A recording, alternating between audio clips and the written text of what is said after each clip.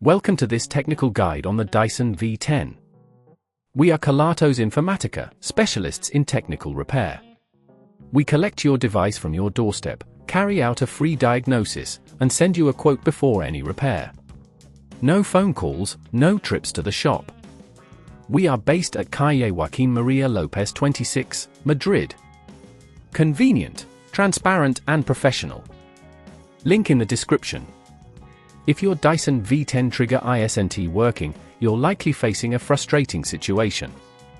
This issue often arises due to wear and tear on the internal components or a buildup of dirt and debris that interferes with the mechanism. If left unrepaired, it can lead to more significant problems and affect the overall performance of your vacuum. To tackle this issue, you'll need a few tools: a small Phillips screwdriver, a flathead screwdriver, a pair of tweezers, and of course, a replacement trigger. Now, let's get into the repair process. First, ensure your Dyson V10 is unplugged and turned off. Carefully lay it down on a soft surface to prevent any scratches.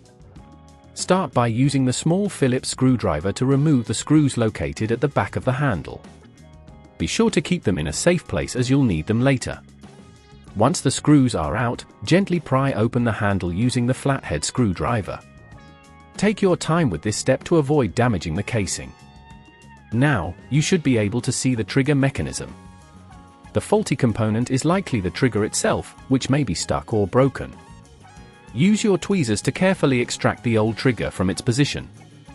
When replacing it, align the new trigger properly and push it into place until you hear a click, indicating it is secured. Remember to check for any connecting wires while doing this. You don't want to accidentally disconnect anything important. Once the new trigger is in place, carefully reassemble the handle by aligning it back together. Insert the screws you removed earlier and tighten them gently, ensuring not to strip the screws. When you're finished, give the handle a light squeeze to ensure everything is functioning as it should. If at this point you feel it's getting too tricky, remember that at Kelatos we collect your device from your door and return it fully repaired. To prevent this problem from occurring again, make sure to regularly clean your Dyson V10, paying special attention to the trigger area.